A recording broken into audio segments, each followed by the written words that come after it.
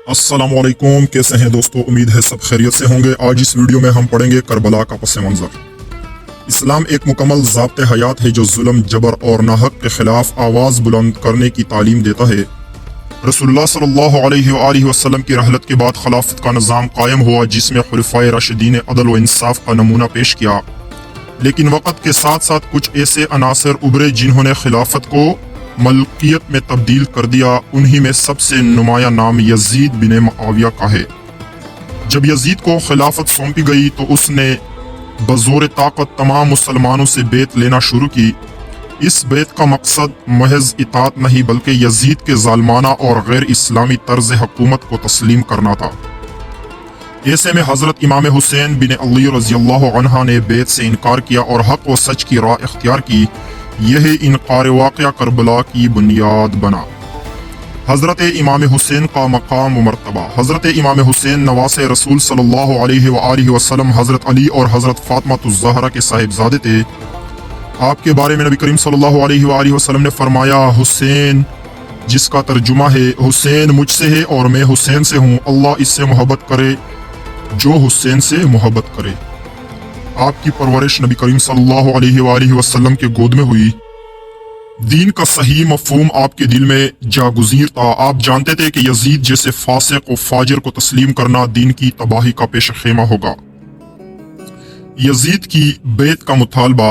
सन 60 हिजरी में जब यजीद ने खिलाफत संभाली तो मदीना, मक्का और दीगर इलाकों के अहम अफराद को बैत का हुक्म भेजा। मदीना के गवर्नर वलीद बिन उतबा ने हजरत हुसैन को बैत के लिए बुलाया मगर आपने इनकार कर दिया और फरमाया, मुझ जैसा यजीद जैसे की बैत नहीं कर सकता।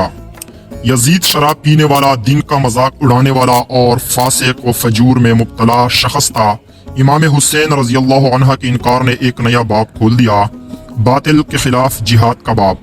मदीने से मक्के की हिजरत। यजीद के गवर्नर ने जब बैत के लिए दबाव बढ़ाया तो इमाम हुसैन ने मदीना छोड़कर मक्के की राह ली। मक्का मुअज़्ज़मा में हज के मौके पर हजारों मुसलमान मौजूद थे। इमाम हुसैन रज़ियल्लाहु अन्हु ने हज को उम्रे में तब्दील किया ताकि यजीद जासूसों से बचा जा सके, क्योंकि उन्होंने खुफिया इतलात मिली थी कि यजीद ने कातिल भेजे हैं जो हज के दौरान उन्हें कत्ल कर देंगे। कुफा वालों की दावत। कुफा के लोगों ने यजीद को खिलाफ बगावत की नीयत से इमाम हुसैन को खतूत लिखे जिनकी तादाद हजारों में थी। सब ने वादा किया कि या हुसैन आप आए, हम आपके साथ होंगे और यजीद को हटाएंगे। इमाम हुसैन रज़ियल्लाहु अन्हु ने मुस्लिम बिन अकील को कुफा भेजा ताकि वहां की सूरत हाल का जायजा ले। मुस्लिम बिन अकील की रवानगी और शहादत। कुफा में पहले तो लोगों ने मुस्लिम बिन अकील का भरपूर इस्तकबाल किया मगर जब यजीद ने कुफा के गवर्नर इब्न जियाद को सख्त अहकामात दिए तो हालात यकसर बदल गए। लोगों ने मुस्लिम को तन्हा छोड़ दिया। इब्न जियाद ने इनको गिरफ्तार करके शहीद कर दिया। शहादत से पहले मुस्लिम बिन अकील ने पैगाम भेजा, या हुसैन, कुफा के लोग आपके वफादार नहीं, वापसी का इरादा करें। लेकिन इमाम हुसैन रज़ियल्लाहु अन्हु काफिले समेत रवाना हो चुके थे। सफर करबला और रास्ते में मुश्किलात। इमाम हुसैन अपने अहले बैत, बच्चों, खवातीन और चंद असहाब के साथ कुफा की तरफ रवाना हुए। रास्ते में उन्हें मुस्लिम की शहादत की खबर मिली। सहाबा ने वापसी का मशवरा दिया मगर इमाम हुसैन ने फरमाया, मेरा मकसद फतह नहीं बल्कि उम्मत को जगाना है और शहादत मेरी मीरास है। सुभान अल्लाह। करबला के मैदान में इराक में फरात के किनारे आपने खेमा जन किया। मैदान करबला में क़ियाम। इमाम हुसैन ने 2 मुहर्रम उल हराम 61 हिजरी को करबला में पड़ाव किया। यजीद की फौज 30,000 पर मुश्तमिल थी जबकि इमाम रज़ियल्लाहु अन्हु के साथी सिर्फ 72 थे। यजीद के लश्कर ने पानी बंद कर दिया। बच्चे प्यास से बलकने लगे मगर इमाम हुसैन ने सब्र का दामन हाथ से ना छोड़ा। शब आशूरा का मंजर।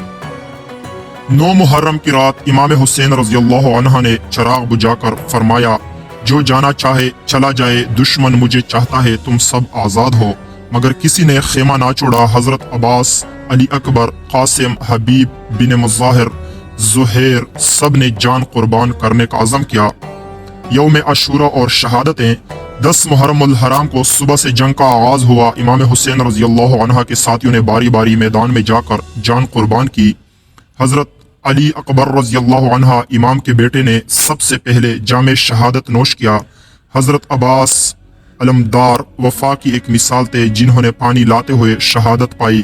قاسم بن حسن رضی اللہ عنہ کم عمر تھے مگر شیر دلی کی داستان رقم کی۔ ایک ایک کر کے سب اہل بیت شہید ہو گئے، آخر میں امام حسین اکیلے رہ گئے۔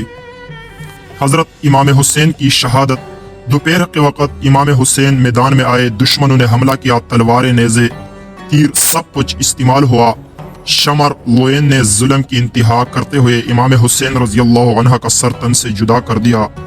خواتین اور بچوں کی آزمائش، خیموں کو جلا دیا گیا، بیبیوں کے سروں سے چادریں کھینچی، بچوں کو قید کیا۔ حضرت زینب نے ان لمحوں میں قیادت سنبھالی۔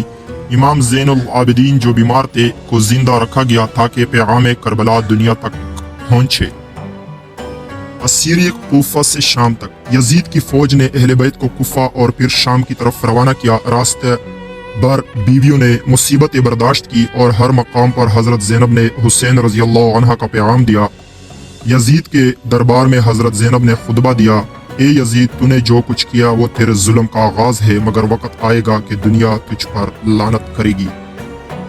یزید کا انجام۔ یزید کو بعد میں امت کی شدید نفرت کا سامنا کرنا پڑا، اس کی حکومت کمزور ہو گئی اور وہ جلد ہی ذلت کے ساتھ مر گیا۔ کربلا کے اثرات و پیغام۔ واقعہ کربلا کوئی محض تاریخی سانحہ نہیں بلکہ زندہ حقیقت ہے۔ امام حسین رضی اللہ عنہ نے ظلم کے خلاف کھڑے ہونے، سچ کے لیے جان دینے اور دین کے لیے قربانی دینے کا عملی نمونہ پیش کیا۔ کربلا ہمیں سکھاتی ہے باطل کے آگے جھکنا حرام ہے، حق کے لیے تنہا بھی کھڑا ہونا پڑے تو کھڑے ہوں، دین کا تحفظ جان سے بھی مقدم ہے۔ نتیجہ، واقعہ کربلا ہمیں یہ سبق دیتا ہے کہ اگرچہ ظاہری فتح کبھی کبھار باطل کو ملتی ہے لیکن اصل کامیابی حق کے ساتھ ہے۔ حضرت امام حسین نے قربانی دے کر دین اسلام کو بچا لیا اور امت مسلمہ کو یہ پیغام دیا کہ سر کٹایا جا سکتا ہے مگر جھکا نہیں جا سکتا۔ تو دوستو، یہ تھی ہماری آج کی ویڈیو۔ اگر ویڈیو اچھی لگی ہو تو چینل کو لائک اور سبسکرائب کرنا نہ بھولیے گا۔ ہمیں دیجیے اجازت۔ اللہ حافظ۔